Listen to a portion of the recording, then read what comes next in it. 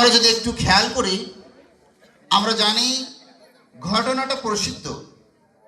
যখন মক্কা বিজয় হলো, আমাদের বক্তা দীর্ঘ আলোচনা করেছেন।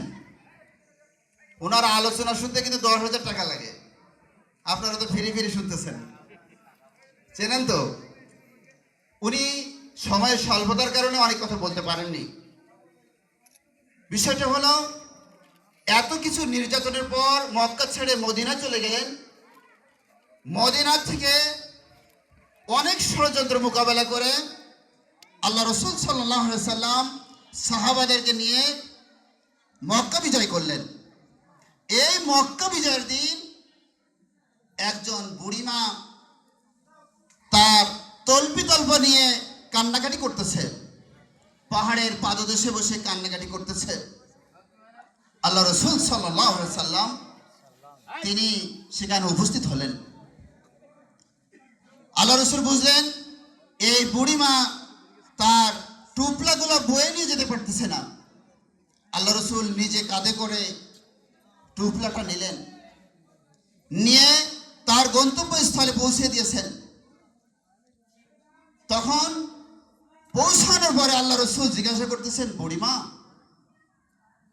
কি আপনার পরিচয়, কি ঘটনা, আপনি কোথায় যাচ্ছেন? তখন বুড়িমা বলছে, বাবা, আর দুঃখের কথা শুনে না।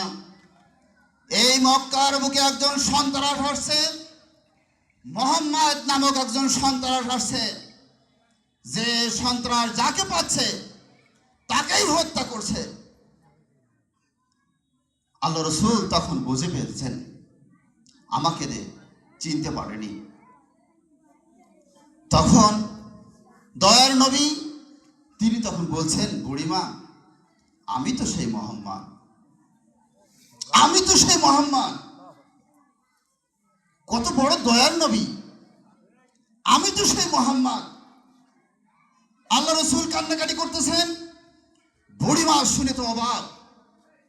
আমি যার কথা শুনেছি, সন্ত্রাস যাকে পাচ্ছে তাকেই খুন করে ফেলছে, সেই মানুষটার ব্যবহার, সেই মানুষটাই আমার এই টুপলা, আমি যেটা কষ্ট পাচ্ছিলাম, আমাকে এত বড় সহযোগিতা করলো।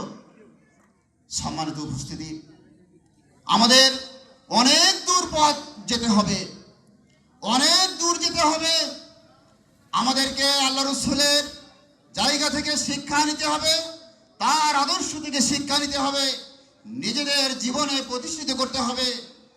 সেই জন্য আমাদের অনেক উদার হতে হবে। আল্লাহ রসুল মহৎ ছিলেন, মহৎ গুণাবলী আমাদের ভিতরে অর্জন করতে হবে। আমরা যদি সেই মহৎ গুণাবলী আমাদের ভিতরে অর্জন করতে পারি, তাহলেই এই মুসলমান এক সময় এদেশে যেমন ইসলামের বিজয় যেমন আসছে, আস্তে আস্তে করে এটা ইসলামের বিজয় আরো ত্বরান্বিত হবে বলে আমরা মনে করি। এই জন্য আমাদেরকে আল্লাহ রসুলের এই ছোট্ট একটি ঘটনা থেকে শিক্ষা নিয়ে আমাদেরকে অনেক উদার হতে হবে।